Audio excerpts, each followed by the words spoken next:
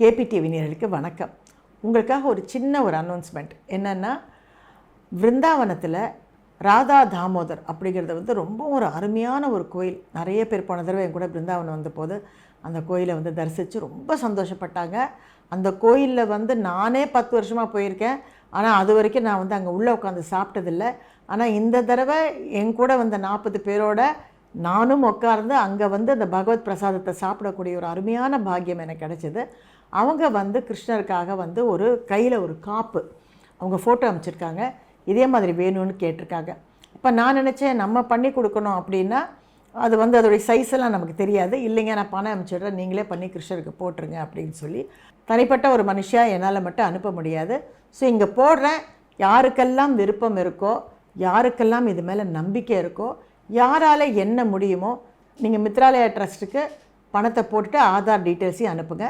இல்லை அம்மா எனக்கு கோயிலுடைய நம்பரை கொடுங்க, நாங்கள் டைரெக்டாக அனுப்பிச்சிக்கிறோன்னாலும் நீங்களும் டைரெக்டாகவும் அனுப்பிச்சிக்கோங்க. ஆனால் இந்த கைங்கரியை நடக்கணும்.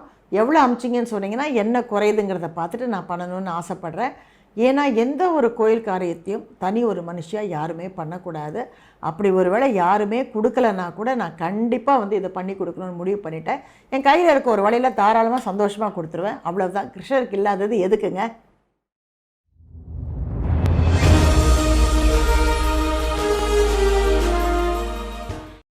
கேபிடிவி நேயர்களுக்கு வணக்கம். கண்டிப்பாக சப்ஸ்கிரைப் பண்ணுங்கள். பிடிச்சிருந்தால் லைக் பட்டனையும் கிளிக் பண்ணுங்கள். நான் இன்றைக்கி கட்டியிருக்கிற இந்த புடவை பைத்தானி சாரீஸ். இதை நிறைய வரவழைச்சிருக்கோம். உங்களுக்கு பிடிச்சிருக்குன்னா நீங்கள் சதீஷ்க்கு ஃபோன் பண்ணி இந்த நம்பரில் கேட்டுக்கங்க. ஆஸ் யூஷுவல் என் டெய்லர் செல்வம். அண்ணா சமயத்துக்கு என் ப்ளவுஸே கொடுக்கல. ரொம்ப அழகான ப்ளவுஸ்ப்பா, ரொம்ப பியூட்டிஃபுல்லாக இருக்கும். கோடு கோடாக போட்டு ரொம்ப அழகாக இருந்தது, ரொம்ப பிடிச்சது எனக்கு. அண்ணா கொடுக்கவில்லை, என்ன பண்ணுறது? ஸோ ஒரு கான்ட்ராஸ்ட்டாக போட்டு பார்ப்போமேன்னு சொல்லிவிட்டு நான் இன்றைக்கி கான்ட்ராஸ்ட்டாக போட்டிருக்கேன். ஏன்னா இப்போ சினிமா இண்டஸ்ட்ரியில் எல்லோரும் இப்போ தான் கான்ட்ராஸ்ட்டாக போடுறாங்க. சரி, கதைக்கு வருவோம்.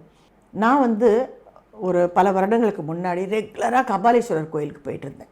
கற்பகாம்பலம் எனக்கு ரொம்ப பிடிக்கும். அஃப்கோர்ஸ் சிவன் என்னுடைய தந்தை. ஸோ பரமேஸ்வரர் கோயிலுக்கு நான் ரெகுலராக போயிட்டே இருந்தேன். அப்படி போகும்போது அங்கே நான் ஒருத்தரை பார்ப்பேன், ரொம்ப ஆச்சரியப்படுவேன். ஏன்னா அவருக்கு யார் தன்னை பற்றி என்ன நினைக்கிறாங்க எதை பற்றியும் கவலைப்பட மாட்டார்.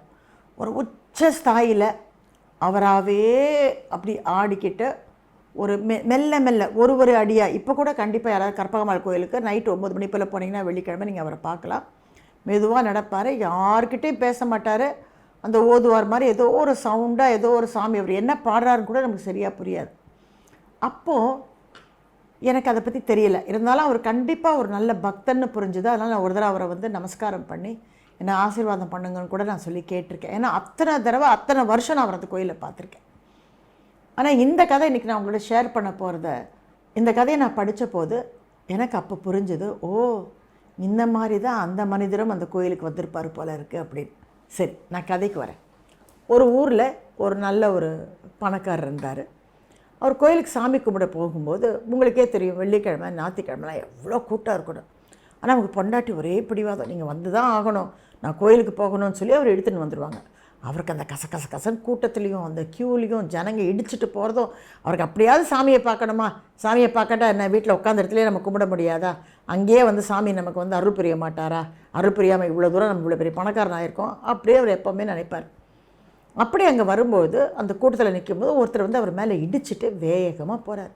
இவருக்கு ஒரே கோவம். அவர் காலரை பிடிச்சி அப்படியே இழுக்கிறார். ஏன்பா உனக்கு என்ன கண்ணுக்கிட்டு தெரியாதா, முன்னாடி நான் நிற்கிறேன் க்யூவில், நீ என்ன தள்ளிட்டு எல்லாருக்கும் முன்னாடி போகிற, என்ன நினச்சிட்ருக்க நீ அப்படின்னு கேட்ட உடனே அந்த நபர் சொல்கிறாரு, ஆமாங்க ஐயா, தப்பாக நினைக்காதீங்க, நான் தெரியாமல் உங்களை இடிச்சிட்டு போயிட்டேன், தப்பு தான், ஆனால் எனக்கு நிஜமாகவே கண்ணு தெரியாது அப்படின்னு சொல்கிறாரு. இவருக்கு ஒரே ஆச்சரியம், கொஞ்சம் கூச்சமாக கூட இருக்குது. என்ன இருந்தாலும் நம்ம மனசுக்குள்ளே அந்த ஒரு ஈரம் இருக்கும் இல்லைங்களா, நம்ம 4 பேர் முன்னாடி இவனை இப்படி திட்டோமேன்னு சொல்லிட்டு எதுக்கும் நிஜமாக சொல்கிறானா இல்லை டுபாக்குறான்னு உத்து பார்க்குறாரு. உண்மையிலேயே அந்த ஆளுக்கு 2 கண்களும் இல்லைன்னு தெரிய வருது. அப்படி தெரிஞ்சவனு கேட்குறாரு, ஏன்பா நீ கோயிலுக்கு உனக்கு கண்ணு தெரியாதுங்கிற, ஆனால் கோயிலுக்கு வந்திருக்கே அப்படிங்கிறாரு. ஆமாங்க, நான் டெய்லி வருவேன், என்ன வேலை இருந்தாலும் சரி, தினமும் ராத்திரி நான் இந்த 8:30 மணிக்கு நான் இந்த அம்பாளை பார்க்காம நான் போகவே மாட்டேன், இது என்னுடைய டியூட்டி அப்படிங்கிறாங்க. ஆமாம், நீ எப்படி பார்ப்ப, உனக்கு தான் கண் இல்லையே அப்படின்னு கேட்குறாரு. நான் எதுக்குங்க பார்க்கணும், அம்பாள் என்ன பார்ப்பாங்க இல்லை, நான் இந்த கோயிலுக்கு வரும்போது எனக்கு தான் அவங்க தெரிய மாட்டாங்க, ஆனால் அவங்களுக்கு நான் வந்திருக்கேங்கிறது தெரியுமே. அப்போ ஓஹோ, என் பக்தன் இங்கே வந்திருக்கான், சரி ஏதோ பண்ண பாவத்துக்கு இந்த ஜென்மத்தில் அவனுக்கு இப்படி தண்டனை கிடச்சிருச்சு, மறுபடியும் அவனுக்கு ஒரு பிறவி இல்லாத ஒரு நல்ல வாழ்க்கையை கொடுக்கணும், இல்லை இன்னொரு பிறவி எடுக்க வேண்டிய ஒரு நிர்பந்தம் அவனுடைய ஒரு கர்மாவில் இருந்ததுன்னா அவனுக்கு ஒரு நல்ல வாழ்க்கையாக ஒரு நல்ல பிறவியாக கொடுக்கணும், நல்ல ஒரு என்ன சொல்கிறது, ஒரு நல்ல குடும்பத்தில் பிறந்த நல்ல தெய்வ நம்பிக்கையோட நல்ல சாஸ்திர சம்பிரதாயத்தோடு வாழக்கூடிய ஒரு நல்ல வாழ்க்கையை அவனுக்கு கொடுக்கணும், பகவத் பாதையில் போகக்கூடிய ஒரு நல்ல பிள்ளையாக அவன் பிறக்கணும் அப்படின்னு அவங்களுக்கு தோணும் இல்லையா. அதுக்காக தான் வந்தேன் அப்படின்னாரு. சட்டுன்னு அவருக்கு யாரும் அடித்தா மாதிரி இருந்தது. அவருக்கு மட்டும் இல்லைங்க, இந்த கதையை படித்தப்ப எனக்கும் நல்ல மண்டல் யாரோ நங்குன்னு குட்டினா மாதிரி இருந்தது. ஸோ நீ கடவுளை பார்க்க போகிறதா நீ நினச்சிக்கிட்டு இருக்க, ஆனால் அந்த கடவுளும் உன்னை பார்ப்பாங்க இல்லையா. அதை நீ சரியாக நினைக்கிறதுனால தானே அவங்க உன்னை பார்ப்பாங்களோ பார்க்க மாட்டாங்களோன்னு நீ நினச்சிக்கிட்டு இருக்க. நம்ம போய் ரொம்ப அழகாக இருக்கான்னு பார்த்து நமஸ்காரம் பண்ணிட்டு வரோம். என்றைக்காவது அந்த தாயார் நம்மளை கவனிச்சா, அந்த தாய் நம்மளை பார்த்தா, நம்ம துக்கத்தை அவட்ட கொட்டணும், கண்டிப்பாக அவள் நமக்கு அருள் புரிவா அப்படி நம்ம எத்தனை தடவை நினச்சிருப்போம். நினச்சி பார்த்தா தானே தெரியும். இருங்க, கதை இன்னும் முடியல. அது மட்டும் இல்லைங்க, பொழுது விடிஞ்சு பொழுது போனால் 24 மணி நேரம் இருக்குது.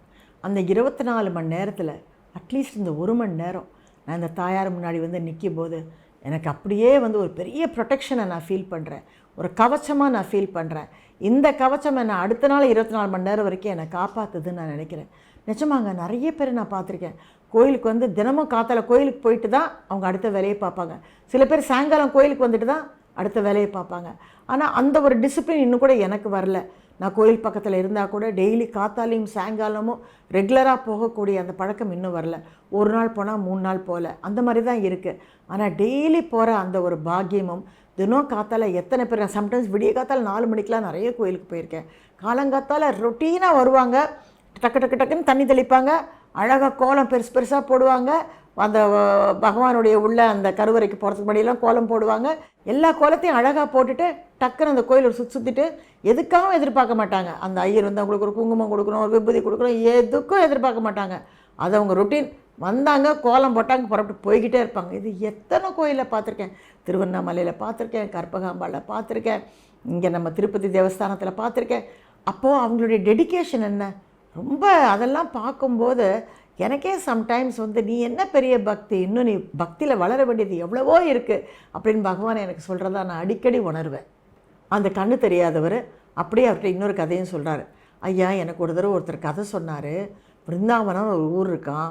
அந்த ஊரில் வந்து கிருஷ்ணர் வந்து சின்னவராக இருந்தபோது அங்கே கோபர்கள் நிறைய வந்து பசுக்கள் எல்லாம் அவரை சுற்றி இருக்குமா. அப்போ காளிங்கன் அப்படிங்கிற ஒரு பாம்பு வந்து நச்சு பாம்பு அந்த யமுனா நதியில் போய் உள்ளே உட்காந்துக்கிட்டு ஏகப்பட்ட நச்சை கக்க, அங்கே வரக்கூடிய கோபர்கள் அந்த தண்ணியை எடுத்து குடிக்க, அவங்கெல்லாம் மாண்டு போக, அதே மாதிரி அங்கே வந்த பசுக்கள் எல்லாம் அந்த தண்ணியை குடிச்சிட்டு அதெல்லாம் சுருண்டு விழ, இப்படியெல்லாம் பண்ணி அவனுக்கு ஒரே சந்தோஷம். ஆனால் கிருஷ்ணர் இந்த விஷயத்தை தெரிஞ்சுட்டு அவர் போய் அந்த பார்க்குறார், அந்த பார்வை, அந்த கடாட்சம் அவங்க மேலே பட்ட உடனேயே எல்லாருமே வந்து உயிரிழந்து வராங்க. எப்பேற்பட்ட ஒரு விஷயம். அந்த காளிங்கனையும் அவர் போய் அடக்கிறார். நீங்கள் யோசிச்சு பாருங்களேன், காளிங்கனை வந்து ஒரு சின்ன ஒரு 6 வயசு பையனான கிருஷ்ணன் வந்து அடக்கிறாரு. ஆக்சுவலாக பிருந்தாவன கதைகளே வந்து கிருஷ்ணர் மொத்தமே அங்கே வந்து இருந்தது வந்து 10-12 வயசு வரைக்கும் தான். ஆனால் அவர் கோபியர் கூட அப்படி இருந்தார் இப்படி இருந்தார் பல கதைகள் இருக்கு. ஏன்னா அந்த ஃபோட்டோஸில் அப்படி போட்டுடுறாங்க. அவர் அங்கே இருந்தபோது அவருடைய வயது வந்து அந்த ஊரை விட்டு அவர் கம்சனை கொள்றதுக்காக கிளம்பி அதுக்கப்புறம் அவர் அங்கே ஊரே வேண்டான்னு சொல்லி போகும்போது வயசு 12. அது மட்டும் இல்லைங்க ஐயா, எனக்கு பகவான் எப்படி இருப்பாருன்னு தெரியாது, அழகானவராக இல்லையா தெரியாது, ஆணா பெண்ணா தெரியாது. ஆனால் இங்கே வந்து நான் கண்ணை மூடி இங்கே இருக்கிறத வந்து நான் வந்து பெண்ணை கூட பார்த்ததில்ல, ஒரு ஆணை கூட நான் பார்த்ததில்ல. ஸோ எனக்கு அந்த ஆணுங்கிறவங்க எப்படி இருப்பாங்க, பெண்ணுங்கிறவங்க எப்படி இருப்பாங்க எதுவுமே தெரியாது. ஆனால் அந்த கோயிலில் வந்து நான் கண்ணை மூடி இங்கே பகவான் இருக்காருன்னு நினச்சி நான் அதை கும்பிடும்போது என் ஆத்மா உள்ளே வந்து சந்தோஷப்படுது. எனக்குள்ளே இருக்கிற அந்த ஆத்மா வந்து எலிவேட் ஆகுது. நான் ஒரு ஞான சூன்யமாக இருந்தால் கூட அந்த ஆத்மா கொஞ்சம் கொஞ்சமாக எலிவேட் ஆகுது. என்றைக்காவது ஒரு நாள் எனக்கு அந்த பிளிஸ் கிடைக்கும், என்றைக்காவது ஒரு நாள் நான் வந்து அந்த ஒரு என்ன சொல்கிறது, அந்த க்ளோரியை நான் பார்ப்பேன் அப்படிங்கிற நம்பிக்கை எனக்கு இருக்குதுன்னு சொல்லும்போது இந்த தன்வந்தருக்கு ரொம்ப வந்து கொஞ்சம் அவமானமாயிடுது. என்னடா அது, நான் இப்போ தானே இங்கே நின்றுட்டு இருந்தேன், கசகசன்னு இருக்குன்னு நினச்சேன், ஏன் டெய்லி வரணும்னு நினச்சேன். ஆனால் ஒரு கண்ணு தெரியாத ஒருத்தருக்கு இருக்கிற அறிவு கூட எனக்கு இல்லையே. ஸோ அந்த கடவுள் வந்து என்னுடைய டவுட்டை வந்து இவன் மூலியமாக என்னை வந்து கரெக்ட் பண்ணுறாரு அப்படின்னு நினச்சி என்னை மன்னிச்சுக்கோப்பா, நான் உன்னை கூப்பிட்டு போகிறேன்னு சொல்லி அவரே கூட இருந்து கூப்பிட்டு போய் அவருக்கு பிரசாதமெல்லாம் வாங்கி தராரு. இந்த கதை வந்து நம்ம போன்ற எல்லாருக்குமே பொருந்துங்க. இதை கேட்கும்போது எனக்கு கூட ஒன்று தோணுச்சுங்க. இது உண்மையிலே நிஜமான விஷயந்தான். ஏன்னா நம்ம ஒரு நாளில் வந்து எவ்வளோ வேலை செய்கிறோம், எவ்வளோ விஷயங்களுக்கு போகிறோம், டிவி பார்க்குறோம், புஸ்தகம் படிக்கிறோம், பேப்பர் படிக்கிறோம், ஃபோனில் பேசுகிறோம், ஆஃபீஸில் வேலை பார்க்குறோம். ஆனால் கடவுளுக்குன்னு ஒரு மணி நேரத்தை தனியாக எடுத்து ஒதுக்குறதுங்கிறது மிகப்பெரிய ஒரு பெரிய பாரமாக, ஒரு பெரிய வேலையாக தெரியுது. ஆனால் அந்த கடவுளை நம்ம உணர உணர, அவரை பற்றி நம்ம நினைக்க அவரை பற்றி நம்ம படிக்க அப்படி ஒரு ஆனந்தம் மனசுக்குள்ளே வருதுங்க, அப்படி ஒரு சந்தோஷம் வருதுங்க. அது கண்டிப்பாக வந்து நீங்கள் எல்லாருமே உணர முடியும். ஆனால் உணரணுன்னா நீங்களும் தொடர்ந்து அந்த பகவத் சேவையில் இருக்கணும். இருந்தால் கண்டிப்பாக உணர முடியும். For more such exclusive contents, do subscribe this channel and click the bell icon.